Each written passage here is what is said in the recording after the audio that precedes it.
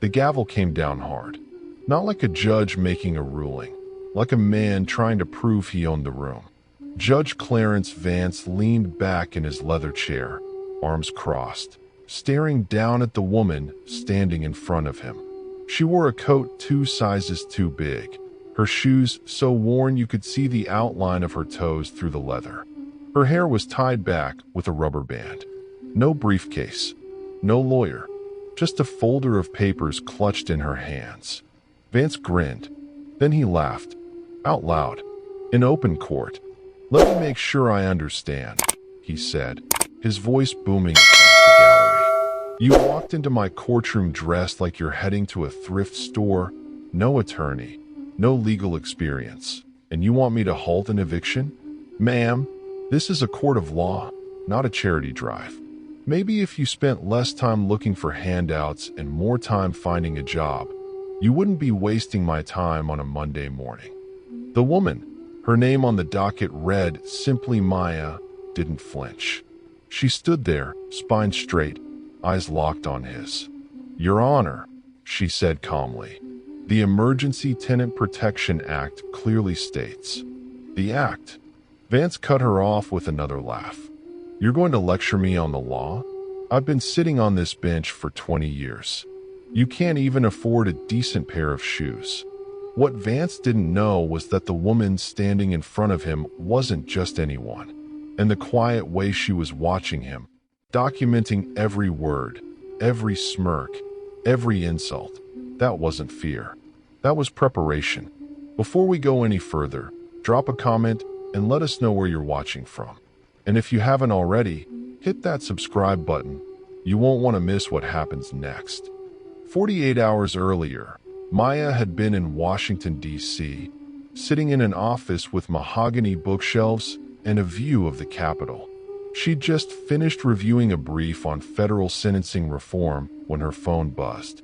The name on the screen made her chest tighten. Beatrice. They hadn't spoken in years, but Maya would never forget her. When Maya was 12, her mother had gotten sick. The medical bills piled up so fast they lost their apartment. Beatrice, their neighbor, had taken Maya and her mom in without hesitation. She gave them a place to sleep, food to eat, and never once asked for anything in return. She was the reason Maya survived that year, the reason she made it to college, the reason she was sitting in that office at all. Now Beatrice was calling for help. "Maya," Beatrice's voice cracked on the other end. "They're trying to take my house. The judge, he won't even listen to me. I don't know what to do." Maya pulled up the eviction notice Beatrice had emailed. Her eyes narrowed as she read the signature at the bottom. Judge Clarence Vance. She knew that name, not because she'd worked with him, because they were related. Distant cousins. She'd met him once at a family reunion decades ago. He'd been arrogant even then, the kind of man who loved the sound of his own voice. Maya tried calling the courthouse. A clerk picked up. "I'm calling on behalf of Beatrice Coleman," Maya said. "There's been an error in. Ma'am, if you don't have a lawyer, you need to handle this in person. I understand, but if you could just..." Click. The line went dead. Maya sat there for a moment, staring at the phone. She could show up as herself, Justice Maya Vance Holloway, Supreme Court, and Vance would fall in line for a day. But the moment she left, he'd go right back to what he was doing. Guys like him always did. If she wanted to fix this, she needed to see the system the way Beatrice saw it, the way everyone without power saw it. She opened her closet and pulled out an old coat she'd bought years ago from a secondhand shop. She grabbed a pair of scuffed sneakers from the back of her closet. She took off her rings, all except one, a heavy gold signet ring on her thumb, engraved with the scales of justice. It was a gift from her mentor, worn only by those who'd reached the highest levels of the judiciary. She packed a small recording device in her coat pocket. Then she booked a bus ticket to Maryland. As she stepped onto that bus the next morning, watching the city fade behind her, one thought repeated in her mind. By Friday, one of us is going to be behind bars. She just wasn't sure yet which one it would be. The Maryland courthouse smelled like old wood and stale coffee. Maya walked through the metal detector, her oversized coat setting off the alarm. A guard waved her through without even looking up. She found a seat in the back of courtroom 3 and watched. Judge Vance was already on the bench, moving through cases like he was checking items off a grocery list. An elderly man stood before him, trembling as he tried to explain why he couldn't pay a fine. "Your Honor, I'm a veteran. I served 2 tours in." "I don't care if you served 10 tours," Vance snapped. "You broke the law. Pay the fine or spend the weekend in lockup." "Next case." The man's shoulders sagged. A bailiff led him away. Maya's jaw tightened. When Beatrice's case was called, Maya stood and walked to the front. Vance glanced up from his papers, then did a double take. "And who are you supposed to be?" he asked, smirking. "I'm here on behalf of Beatrice Coleman, Your Honor." Vance looked her up and down, her thrift store coat, her worn shoes, the folder of papers in her hands. "You're not a lawyer," he said flatly. "I don't need to be a lawyer to cite the law," Maya replied. "The Emergency Tenant Protection Act clearly states." "Oh, here we go," Vance interrupted, leaning back in his chair. "Another one who watched a YouTube video and thinks they understand the legal system. Let me save you some time, sweetheart. I've been doing this for 20 years. You've been doing this for what, 20 minutes? A few people in the gallery chuckled. Maya stayed calm. Her voice didn't waver. "Your Honor, if you just review the documentation." Vance held up a hand. "Stop. I've heard enough. Miss Coleman, your eviction stands. You have 72 hours to vacate the property." Beatrice gasped. "But Your Honor, that's my home." "Should have thought of that before you stopped paying rent," Vance said. He turned to Maya. "And you, I don't know what kind of game you're playing, but in this town, I am the law. You're nothing but a distraction I'm about to remove from my courtroom." Maya met his eyes. She didn't blink. She didn't look away. For just a second, Vance's smirk faltered. Silas, the bailiff standing near the bench, caught a glimpse of something on Maya's hand, a gold ring, heavy and engraved.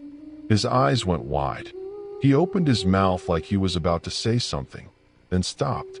He looked at Maya, then at Vance, then back at Maya. He said nothing. Vance leaned forward, his voice dropping to a whisper. "In this town, I am the law. And you? You're just a nuisance I'm about to erase."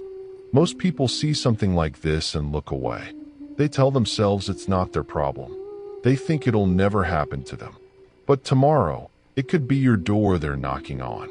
Subscribe now so you stay informed, because silence is exactly how people like Vance stay in power. Maya turned and walked back to her seat. But she didn't leave. She sat down, pulled out a small notebook, and started writing. Every word, every threat, every violation. And Vance had no idea what was coming. Maya waited until the courtroom cleared before approaching the bench again. Vance was signing orders, barely paying attention. "Your Honor," she said, "I'd like to file a motion for a stay of eviction under Section 12 of the..." "Denied," Vance said without looking up. "You didn't even read it." "I don't need to read it. I said denied." Maya set the papers on his desk. Vance picked them up, glanced at them for half a second, then tore them in half. He tossed the pieces onto the floor. "Oops," he said. "Guess you'll have to refile." The few people still in the gallery laughed. Maya knelt down and picked up the torn papers. Her hands didn't shake. Her face didn't change. She stood back up, folded the pieces carefully, and placed them in her coat pocket. "Your Honor," she said quietly, "I'm asking you to do your job." Vance's face turned red. "My job? My job is to keep this court running smoothly. And right now, you're the only thing in my way. Silas, escort her out." Just as Silas stepped forward, the courtroom doors swung open. A man in a dark suit walked in, moving fast. He didn't look at Vance. He walked straight to Maya, and handed her a manila folder. "Who the hell are you?" Vance barked. The man didn't answer. He just nodded at Maya and walked back out. Vance stood up. "I asked you a question." Maya opened the folder. Her eyes scanned the contents. Then she closed it and looked up at Vance. "Your Honor, I'd like to submit this as evidence." "Hand it over," Vance demanded. "No," Maya said calmly. "This is work product. You don't get to see it until it's formally submitted." Vance's face went purple. "You think you can come into my courtroom and play games with me?" "Silas, I want her removed. Now." Silas hesitated. He looked at Maya's hand again, the gold ring catching the light. Then he looked at Vance. "Sir, maybe we should." "I said now." Silas reached for Maya's arm, but before he could grab her, another door opened at the back of the room. This time, it wasn't just one man. It was three, all in suits, all carrying briefcases. The man in front was tall, silver-haired, and wearing a pin on his lapel that read, "Office of the Governor." Vance froze. The man walked down the center aisle, his shoes clicking on the tile floor. He stopped in front of the bench and looked directly at Maya. "Ms. Vance Holloway," he said quietly. Maya gave a slight shake of her head. "Not yet." The man's jaw tightened. He turned to Vance. "Your Honor, I'm Gregory Sterling, legal counsel to the governor. I need a word with you. In chambers." "Now." Vance stood there, stunned. "Sterling, I'm in the middle of." "Now," Sterling repeated. Have you ever watched someone so sure they were untouchable suddenly realize they might be wrong? Comment below if you've ever seen that look on someone's face, because Vance just got his first taste of it. Vance led Sterling into his chambers, slamming the door behind him. Maya stayed in the courtroom, sitting quietly in the front row. Silas stood near the bench, stealing glances at her every few seconds. Inside the chambers, Sterling was pacing. "What the hell are you doing?" he hissed. "Excuse me." Vance shot back. "You barge into my courtroom like you own the place. Do you know who that woman is?" Vance waved a hand dismissively. "Some bleeding heart trying to save her friend's house. I've seen 1,000 of them." Sterling stopped pacing. He stared at Vance like he was looking at a dead man walking. "That woman," Sterling said slowly, "is Justice Maya Vance Holloway. She sits on the Supreme Court of the United States." Vance blinked. Then he laughed. "You're joking." "Do I look like I'm joking?" Vance's laugh died. He sat down behind his desk, his mind racing. "That's impossible. Why would a Supreme Court justice show up in my courtroom looking like someone you'd dismiss without a second thought?" Sterling finished. "That's exactly why she's here. She's documenting everything. Every word, every insult, every violation." Vance's face went pale. "You're telling me I just..." "Yes. You just humiliated a Supreme Court justice in open court." For a long moment, Vance said nothing. Then he stood up, straightened his robe, and cleared his throat. "Fine. I'll apologize. I'll reverse the eviction. Problem solved." Sterling shook his head. "It's not that simple. The governor's office signed off on that development project. If this blows up, it doesn't just take you down.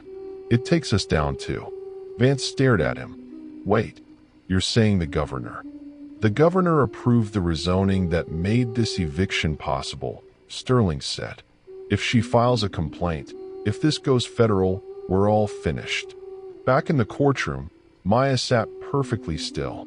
She could hear muffled voices through the door. She pulled out her phone and checked the recording app. Still running. Every word being captured. Silas approached her cautiously. "Ma'am, can I ask you something?" Maya looked up at him. "That ring on your hand," Silas said quietly. "I've only seen one other person wear one like that. My brother. He clerked for the Second Circuit." Maya didn't respond. She just met his eyes. Silas nodded slowly. "You're not who he thinks you are." "No," Maya said. "I'm not." The door to the chambers opened. Vance stepped out first, his face tight. Sterling followed.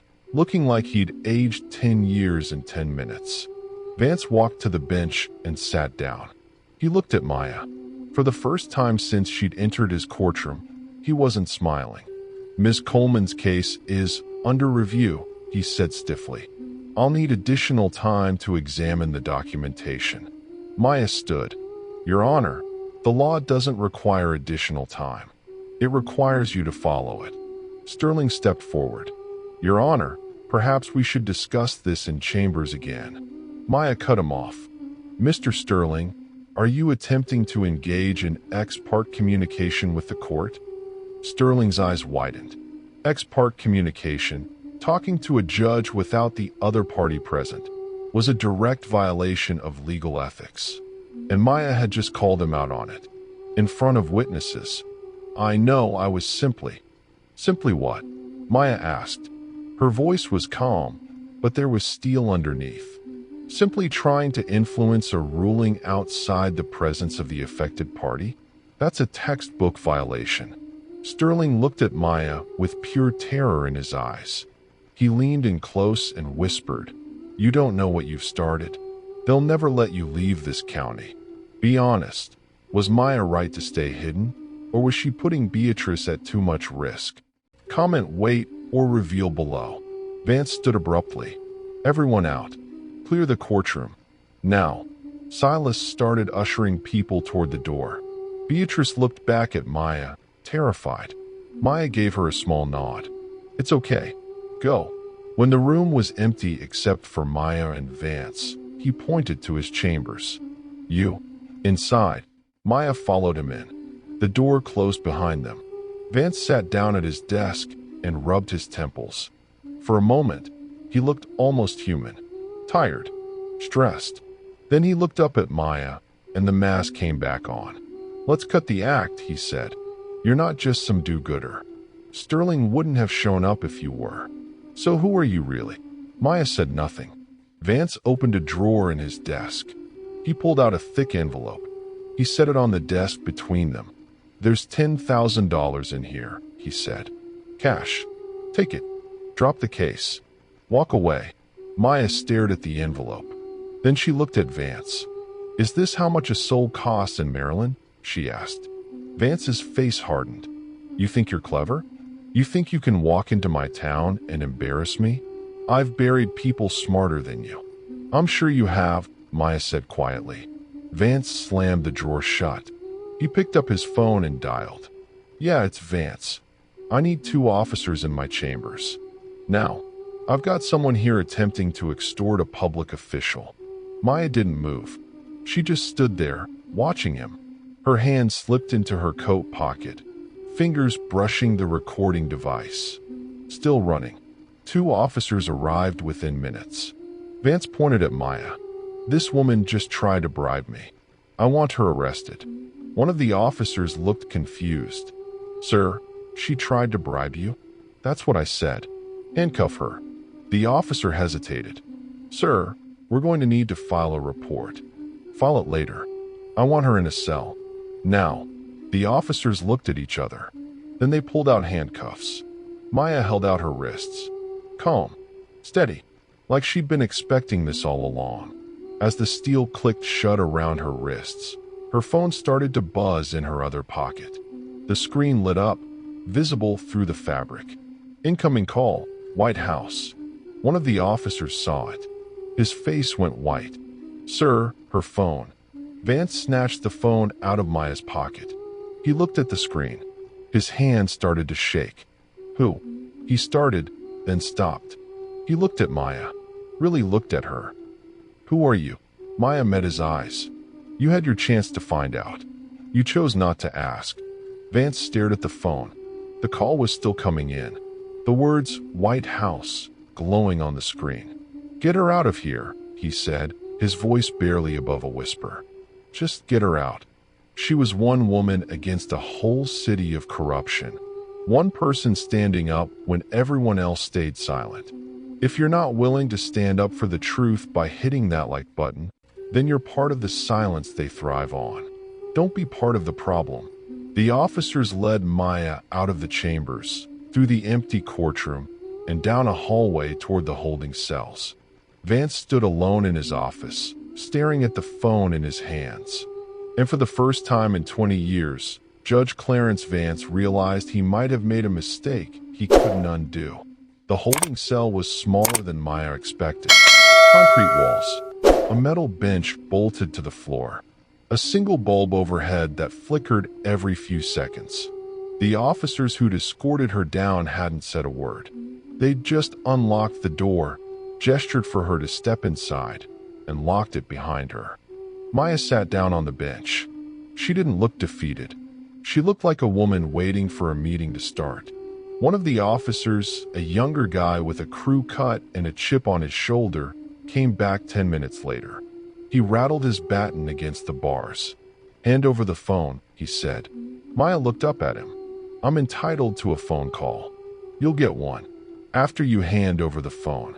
Maya stood and walked to the bars. She pulled the phone from her pocket and held it up. The officer reached for it. "Before you take this," Maya said calmly, "you should know that seizing a detainee's personal property without a warrant or probable cause violates Maryland Code of Criminal Procedure, Section 4-102. You're also required to log any seized items in the custody record within 30 minutes of seizure. If you don't, that's grounds for suppression of evidence and a civil rights lawsuit." The officer's hand froze in midair. "You think you're smart?" he said. "I think you're about to make a mistake," Maya replied. The officer grabbed the phone anyway. He turned it over in his hands, examining it. Then he pressed the power button. The screen lit up. His face changed. The phone wasn't like any phone he'd seen before. The interface was encrypted, government grade, the kind of phone you couldn't buy in a store, the kind of phone that required security clearance just to activate. He looked at the screen, then at Maya. Who are you?" he stammered. Maya met his eyes. "The person you should have asked that 3 hours ago." The officer took a step back. His hands were shaking. He looked at the phone again, then quickly shoved it back through the bars. I'll check with the sergeant," he muttered, and walked away fast. Maya sat back down on the bench. She opened the phone and typed a single message. "Signal 0. Courthouse. Maryland. Now." She hit send. Then she leaned back against the cold concrete wall and closed her eyes. Upstairs, in his chambers, Vance was pouring himself a drink. Bourbon. Expensive. The kind he kept for days when he needed to remind himself he was still in control. Sterling had left 20 minutes ago, practically running out of the courthouse. Vance didn't care. He'd dealt with worse.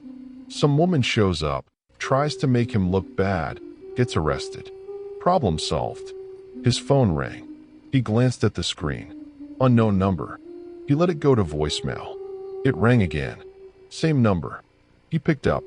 "Whoever this is, you've got 10 seconds before I hang up."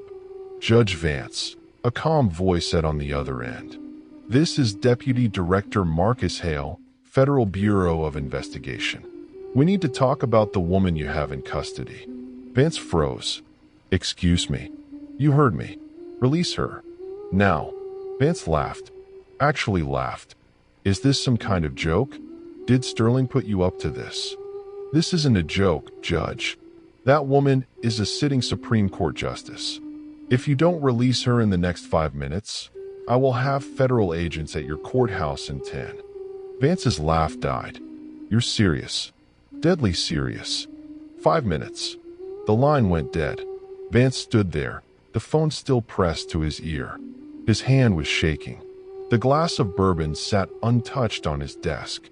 He walked to the window and looked out at the parking lot. That's when he saw them. Black SUVs. 4 of them. Pulling into the courthouse lot. Men in dark suits stepping out. Tactical gear. Earpieces.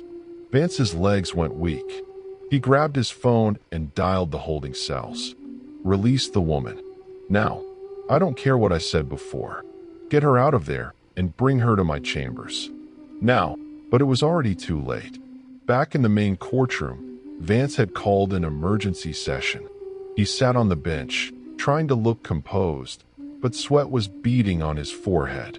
Beatrice stood in front of him, her lawyer beside her, a young public defender who looked like he'd rather be anywhere else.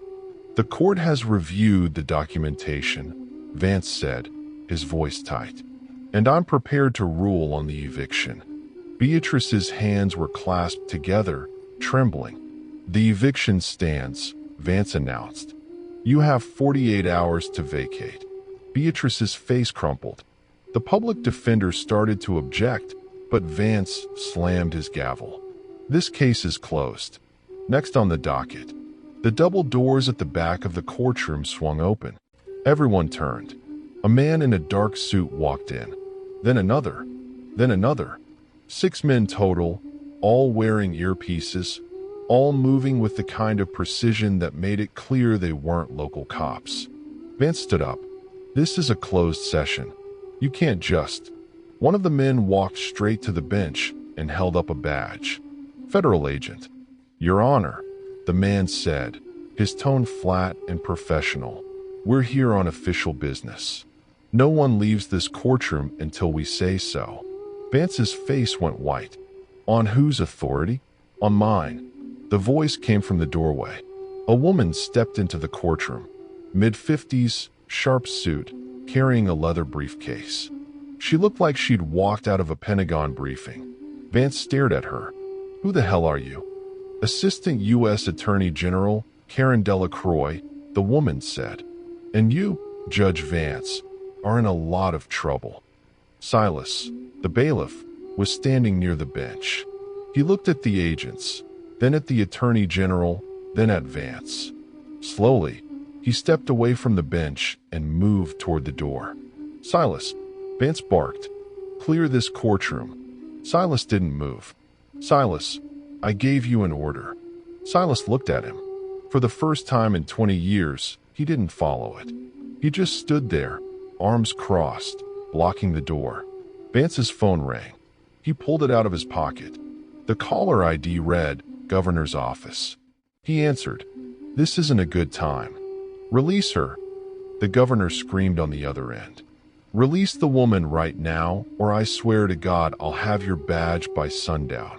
Vance's hand tightened around the phone. "Sir, I don't know what Sterling told you, but..." "Sterling didn't tell me anything. I just got a call from the White House." "The White House, Vance. Do you understand what that means?" Vance hung up. He stood there, staring at the phone in his hand. Then he looked at the Attorney General, then at the agents, then at the doors. Outside, through the windows, he could see more vehicles pulling up. News vans, reporters, cameras. Pause. Look at Vance's face right now. He thinks he's untouchable. Have you ever seen someone so sure of themselves suddenly realize the trap is closing? Comment, karma, if you're ready for the reveal. Vance's voice cracked. "What is this? What's happening?" The Attorney General didn't answer. She just nodded to one of the agents. The agent spoke into his radio. "Bring her in." The courtroom went silent. Footsteps echoed from the hallway.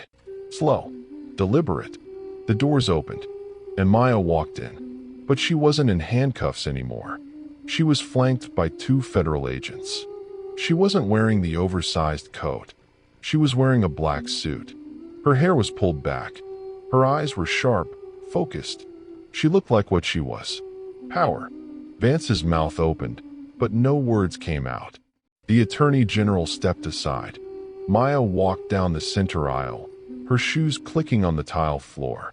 She stopped in front of the bench and looked up at Vance. "Hello, Clarence," she said. The courtroom doors didn't just open, they were breached. And at the head of the line was justice itself.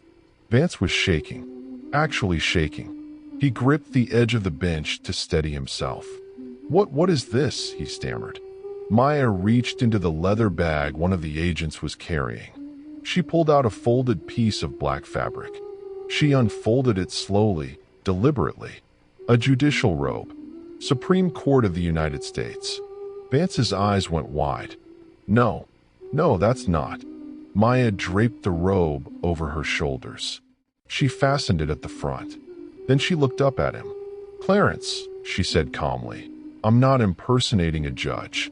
I'm reminding you what one looks like. Vance stumbled backward. This is insane. You can't just what? Maya interrupted. Can't walk into a courtroom and observe how justice is administered?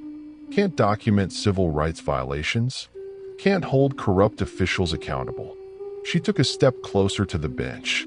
For the last 6 hours, Maya continued, I have been documenting every word you've said, every illegal ruling, every act of bias, every violation of the Constitution you swore to uphold. Vance's face turned red. You tricked me. You came in here pretending to be. Pretending to be what? Maya's voice was like ice. Poor, powerless, someone you could dismiss without consequence. I didn't trick you, Clarence. I gave you the opportunity to do the right thing.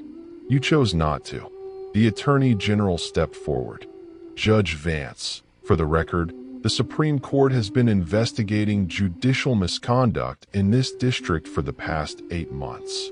Justice Vance Holloway volunteered to conduct field observation. Everything you did today was recorded. Everything you said was witnessed. Vance looked around the courtroom. The agents, the Attorney General, the cameras outside. Silas, standing by the door, refusing to help him. This is a setup, Vance said, his voice desperate. You can't use evidence obtained under false pretenses. False pretenses, Maya said. I walked into your courtroom as a citizen. I cited the law. I asked you to uphold it. You refused. Then you arrested me for exercising my constitutional rights. There's nothing false about that. Vance pointed a trembling finger at her. Put that robe on, and I'll have you charged with impersonating. Clarence, Maya said quietly, I'm not impersonating a judge. I'm reminding you what one looks like. The words hit like a hammer. Vance stared at her, his mouth opening and closing like a fish out of water. Maya walked to the side of the bench. She placed a hand on the wood. Get out of my chair, she said. Vance didn't move. I said, Maya repeated, her voice harder now, get out of my chair. Vance's legs gave out. He collapsed into the chair behind him. Maya stepped up onto the raised platform. She stood above him, looking down. For 20 years, she said, you've sat in this chair and treated it like a throne. You've mocked the vulnerable. You've taken bribes. You've perverted justice for profit. And you did it because you thought no one was watching. She leaned down, her face inches from his. But someone was always watching, Clarence. The law was watching. And today, the law has come for you. If you're watching this and your heart isn't pounding, you've forgotten what justice feels like. Subscribe now to stand with those who fight the giants. Because this is what accountability looks like. Maya straightened. She looked at the Attorney General. Read him his rights. The Attorney General nodded. She pulled out a document and began reading. Clarence Vance, you are hereby charged with judicial misconduct, accepting bribes, conspiracy to defraud, and violation of civil rights under color of law. You have the right to remain silent. Vance stood up suddenly. No, this isn't happening. I have friends. I have connections. The governor, Maya said, is currently being questioned by the FBI about his role in the development deal. Your connections are running for cover. Vance looked around the room one last time. Then his shoulders sagged. He was done. Maya stepped down from the bench. She looked at Vance one more time. Justice doesn't care about your connections, Clarence. It doesn't care about your power. It cares about the truth. And the truth is, you were never fit to wear this robe. The courtroom erupted. People in the gallery were whispering, gasping, some even standing to get a better view. Maya gestured to the Attorney General. Proceed. 2 federal agents stepped forward. Vance backed away, his hands raised. Wait, he said. Wait, let's talk about this. I can explain. Explain what? Maya asked. Explain the ledger in your desk drawer? The one documenting 10 years of bribes from developers, landlords, and contractors. Vance's face went pale. How did you? We've had a warrant for 3 weeks, the Attorney General said. We were waiting for the right moment. Vance lunged for his desk. He grabbed the drawer handle and yanked it open, reaching for the leather-bound ledger inside. An agent was faster. He caught Vance's wrist mid-air, twisting it back. Don't, the agent said. Another agent reached into the drawer and pulled out the ledger. He held it up, flipping through pages filled with names, dates, and dollar amounts. 10 years, Maya said, watching. 10 years of corruption, documented in your own handwriting. The agent placed the ledger into an evidence bag and sealed it. Vance's lawyer, a man in an expensive suit who'd been sitting quietly in the back, stood up. Your Honor, I'd like to request. I'm not Your Honor anymore, Vance snapped. I'm nothing. The lawyer sat back down. Maya turned to the gallery. Beatrice was sitting in the front row, tears streaming down her face. Not tears of sadness, tears of relief. Miss Coleman, Maya said gently, your eviction is hereby vacated. Your home is yours. It always was. Beatrice covered her mouth with her hands, sobbing. The landlord's lawyer, a weaselly man in a cheap suit, tried to slip out the back door. An agent blocked his path. Going somewhere? The agent asked. The lawyer's face went white. I was just. Sit down, the agent said. The lawyer sat. Maya looked at him. Mr. Calloway, isn't it? You represented the development company in Ms. Coleman's eviction. Calloway nodded quickly. Yes, but I was just doing my job. I didn't know. Didn't know what? That your client was bribing a judge? That the eviction was illegal? Maya's voice was calm, but there was steel underneath. Or did you just choose not to ask questions? Calloway's hands were shaking. I can testify. Against Vance. Against the developers. I'll tell you everything. The Attorney General raised an eyebrow. In exchange for? Immunity, Calloway said quickly. Please. I have a family. I didn't know it would go this far. Maya looked at the Attorney General. The Attorney General nodded. We'll discuss terms, she said. Vance was standing in the middle of the courtroom now, flanked by 2 agents. His robe was crooked. His hair was disheveled. He looked small. One of the agents pulled out handcuffs. The same handcuffs Vance had ordered used on Maya just hours earlier. The steel clicked shut around his wrists. Vance flinched at the sound. Clarence Vance, the Attorney General said, you are under arrest. The courtroom went silent. Then someone in the gallery started clapping. Then another person. Then another. Within seconds, the entire gallery was on its feet, applauding. Vance looked around the room, his face pale, his eyes hollow. This was the same room where he'd been king just hours ago. Now he was being led out in handcuffs while the people he'd spent years dismissing cheered his downfall. As the agents led him toward the door, Vance looked back at Maya one last time. She met his eyes. She didn't smile. She didn't gloat. She just watched him go. Justice doesn't celebrate. It just is. And today, it had spoken. 3 weeks later, Beatrice was back in her home. The eviction notice was gone. The locks had been changed. The developers who tried to force her out were under investigation. Maya stood on Beatrice's front porch, no longer in a thrift store coat. She wore a tailored suit, her hair pulled back, her judicial ring catching the afternoon sunlight. Beatrice poured 2 glasses of lemonade and handed one to Maya. I still can't believe you did that, Beatrice said, shaking her head. You didn't have to put yourself through all that. Maya took a sip.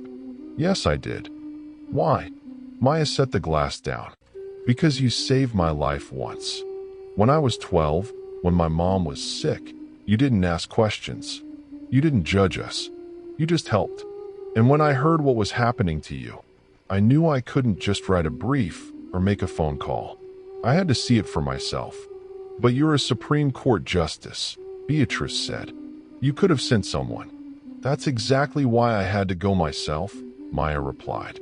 People in power forget what it's like to be powerless. They forget that the law isn't just words on paper. It's a promise. A promise that everyone, no matter who they are, deserves to be treated with dignity. Beatrice smiled. You always were the smartest kid on the block. Maya laughed. I don't know about that, but I do know this. Vance thought he could get away with what he was doing because he only saw me as someone beneath him. He didn't see me as a person. He saw me as a problem to dismiss. And now he's facing federal charges. The development company is being audited. The governor is under investigation. And this courthouse, Maya gestured toward the building in the distance, is getting a new judge, one who actually believes in justice. They sat in silence for a moment, watching the sun dip lower in the sky. You know what the saddest part is?